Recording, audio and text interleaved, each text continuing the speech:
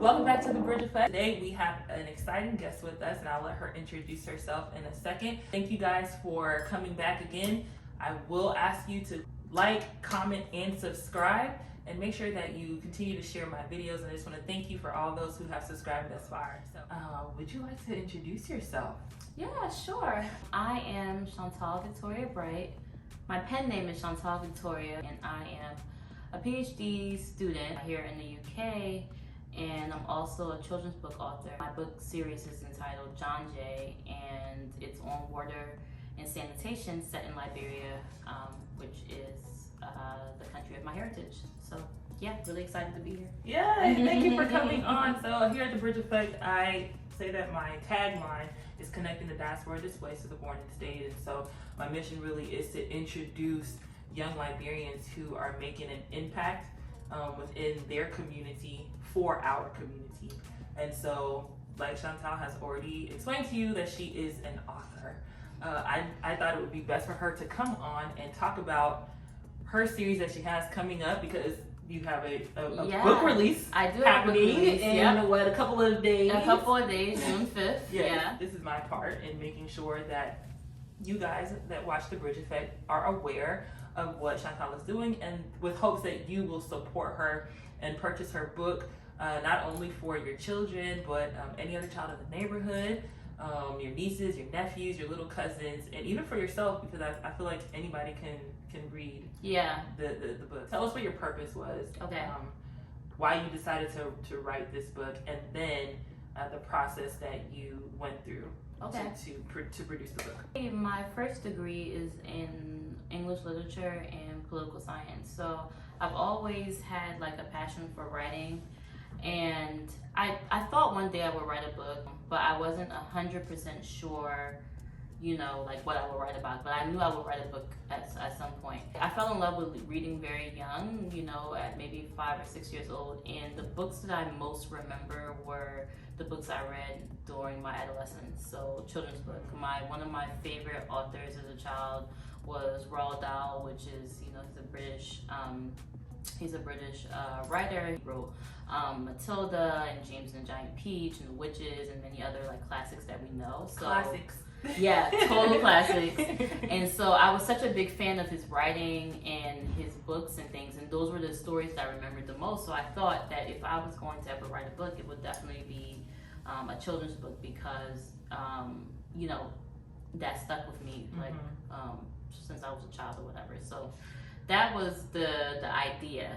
Now, where it began in terms of like what I wanted to accomplish with the type of children's book that I wrote was, because I am Liberian, I often read African tales or multicultural books that are centered around like Nigeria and Ghana and other African countries, but I felt that we were lacking that space for Liberian stories.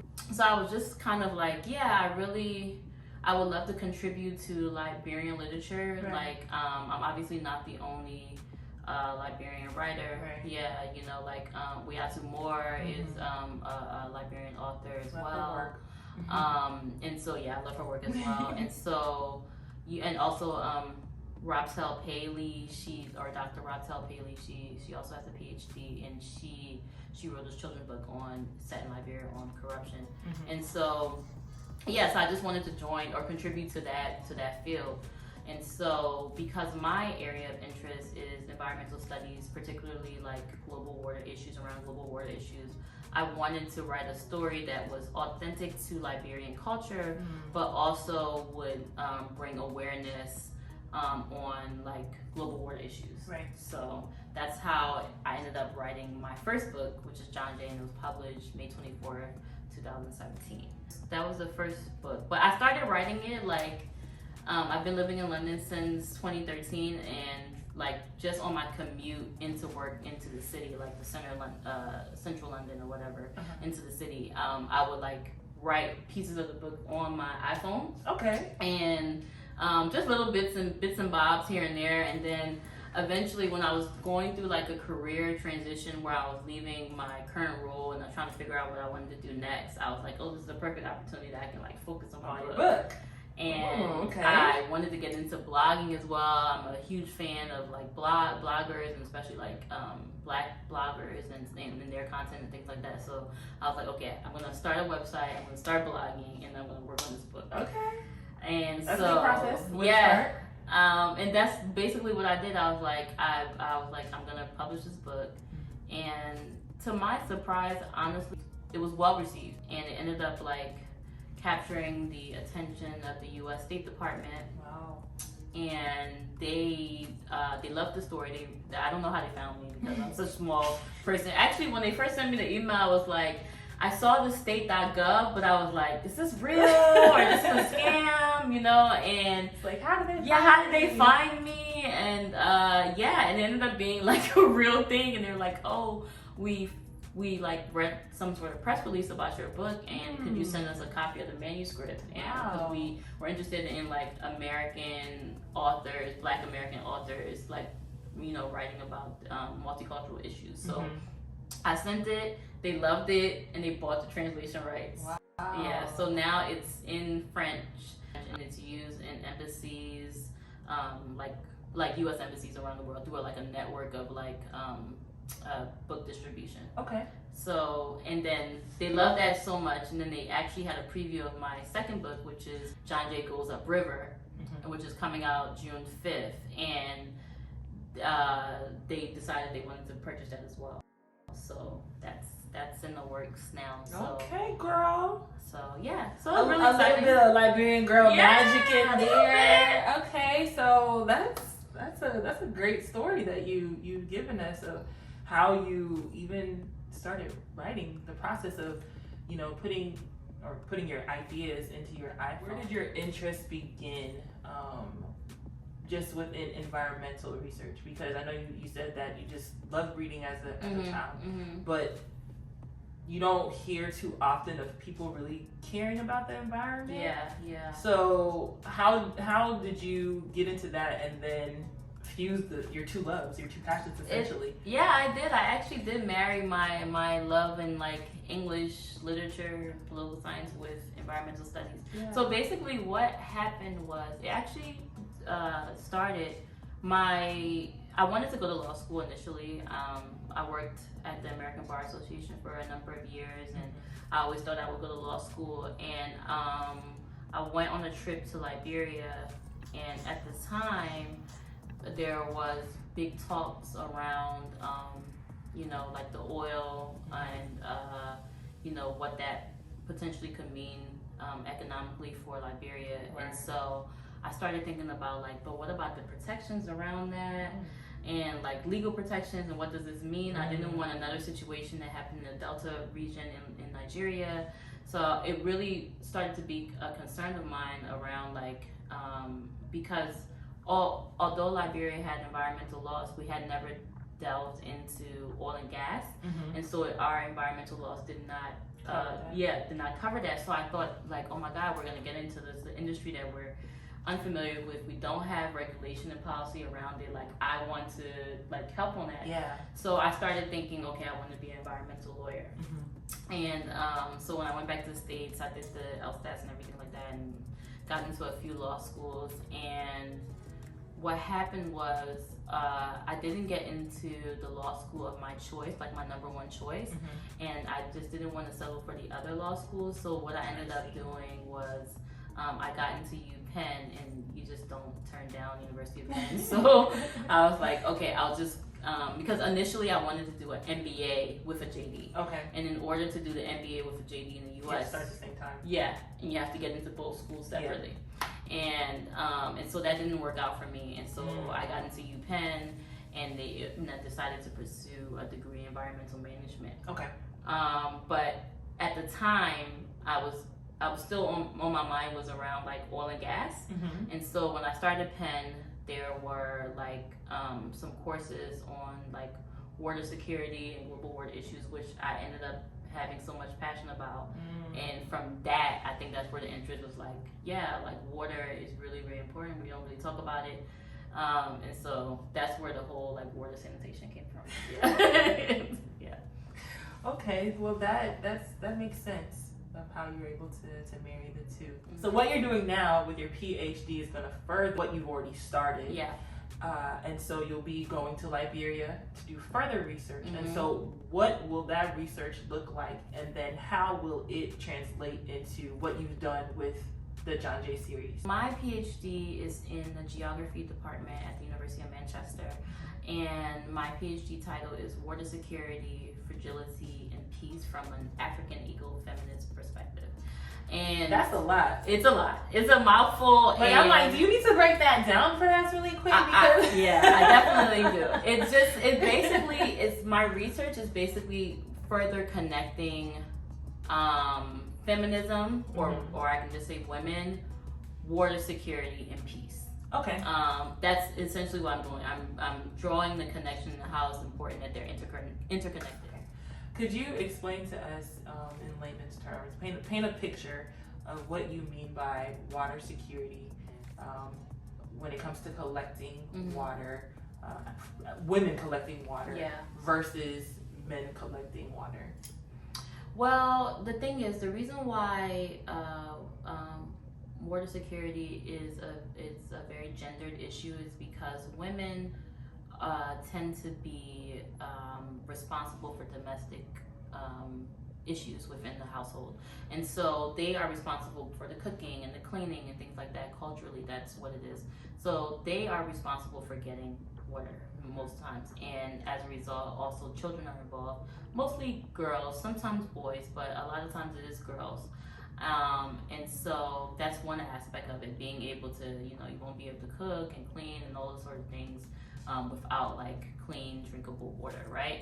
So that's one part of it, but also women are affected with that in terms of sanitation because of their menstrual hygiene. Right. And so the being able to have privacy and water access to be able to deal with those issues during their menstrual cycle is very, very important. So that's another issue that deals with water and sanitation. And also when it comes down to, I don't know if I really specified that my research is on water security, fragility, and peace. And the peace dynamic is around conflict affected nations. So during wars and conflict, women are often most vulnerable in terms of water collection, again, because a lot of times, again, the women are still at the head of the household and trying to ensure that nutrition and all the other things that go along with water collection and things. So they are poised to go out to collect water at various times of the day, and their safety is at risk. Right. And so, and especially in Liberia, for example, we're still struggling with the legacy of rape and sexual violence, which was used, rape was used as a form of weapon during the civil wars, unfortunately. And so we haven't been able to get away from that. So when women and girls are going to collect water, it's also a safety issue around that because they're more vulnerable to sexual violence and gender-based sexual violence. And so all of that, has to do with the whole idea of securing water. So that's why it's a very gender and feminist issue, and that's why I'm looking at that dimension specifically. One more thing I wanted to mention also, women in Liberia in particular are very much into agriculture and marketing, and so of course they need water to be able to grow their crops, and so that's also why it's important for them, because going into agriculture and farming and things like that also provides income for the family. Yes. So women are at the helm of water security and what that means in the peace context. And so one of my approaches in my methodology for conducting research around that is I want to do a process what we call co-production. So researchers tend to do this thing where they parachute into various areas and research the population, the subjects, and just focus around that, and then they leave out and extract the information that they got and go on and do whatever they want to do. But because I'm using Liberia as a case study for my research, and it's my heritage and my culture, I wanted to I wanted the country to be a part of it, and I wanted to give back. So this process is called co-production. So whereas the researcher comes in, but they make the subjects a part of their research, and they give something back to the country for helping them. I love that. Yeah. So that's beautiful. That's really part beautiful. of it. Yeah. One of my methods I'll be using is like narration and storytelling. Okay. And around a particular question dealing with like all of my research questions are around feminist issues and it's from a feminist perspective. And so like one of my research questions is on land ownership and we've talked about that over here before. Yeah. Land ownership means power in lots of parts of the world, especially in Liberia. Yes. So women's rights, land rights have, they're disenfranchised in Liberia. Right. So one of the things that I want to do is like gather and through narration and storytelling, like understand people's perspective and how gathering water or their pathway to waterways is determined by land ownership. So when they tell me those stories, I'm going to turn it into a fictitious story to the third part of Janjay.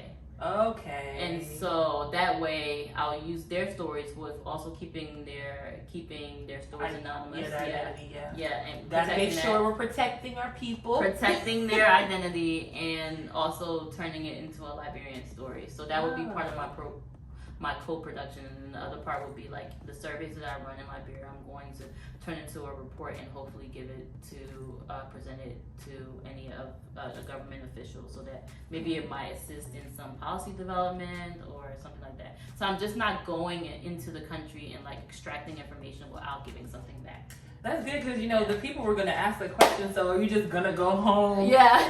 Talk to the people, ask them the question, and then leave? No. So no, everybody, she's gonna go home and she's gonna do her research, but the stories of our people will be told through her, through the third part of Janjay. So yeah. that I think is very beautiful because we've lost so much to where stories like that we should have used growing up, like everybody talks about who is Blamatu, those stories like that. You don't rarely see the books anymore because of the war and everything like that. So rebuilding some sort of literature library for school-age children and up, I think is an amazing project that you have going on here, girl. Thank you.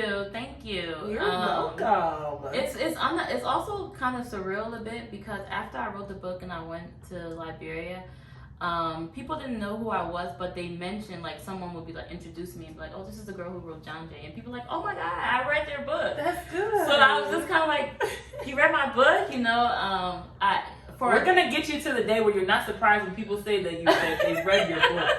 You're gonna just be like, thank you. Not, oh, you read it? You read it? No. Honestly, you read it. It was just like, it's unreal to me. Like, wow, like it's for it to be like to reach, and then especially because I didn't grow up in Liberia, being able to capture the culture, and that's also based on narration, storytelling, based on like my grandparents and my mom and stuff like that, being able to like sort of like tell me about their childhood and what certain scenarios, and so I tried to replicate that or reimagine that within the story. And so when people say that they read my story, Liberians who are on the ground say, I read your story, I liked your story, and I'm like, this is great. That's good. I mean, it going back to how you said, you learn different things from your parents is a way of receiving that information from the elders being passed down to you. So you are beginning your own story that's going to be passed down to the many generations that will be coming up in Liberia. I know. That's exciting. That is exciting. So that when I go this December, I'll be there for a year. I really want to take a lot of time in trying to get my book out to various parts, not just in Monrovia, try to get it in other parts of the country, do more book reading. Rural areas, book readings, because it's really important that children see a reflection of themselves in their narration. I was very particular about like the image that was on the front cover, her having cornrows and braids and being a particular complexion and things like that. So, you know, like that makes a huge difference in a child being able to see a reflection of themselves. So that's so very true, because you've mentioned now that you would like to see the book reach other parts of Liberia. So, you know, anywhere outside of Monrovia, because we know, like, people just think Monrovia is Liberia, and it's not. It's not. If you haven't seen my video, Monrovia is not Liberia. Part 3 coming soon. I know it's been a while. Outside of Liberia, do you see, or do you hope that this series will be able to reach outside of the borders of Liberia, reach outside of the continent into other areas of the world? Yeah, absolutely.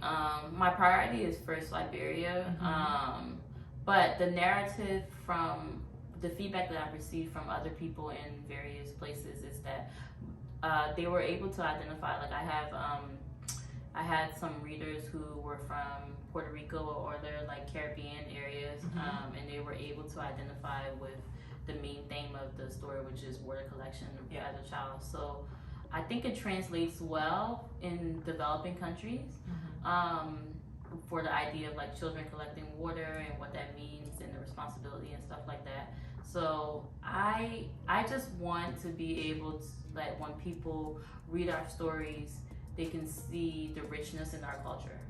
That's what I so really necessary. want, you know, and I want people to be able to, you know, we do speak a special Creole, and our you know, our English is different and everything like that, but there's a richness to that, and that is what I try to portray in the story, so that when people from wherever they are can be able to identify, okay, palava sauce is Liberian, or you know, sour leaves is Liberian, or you know, just our sayings and stuff like that, the same that they do with other cultures.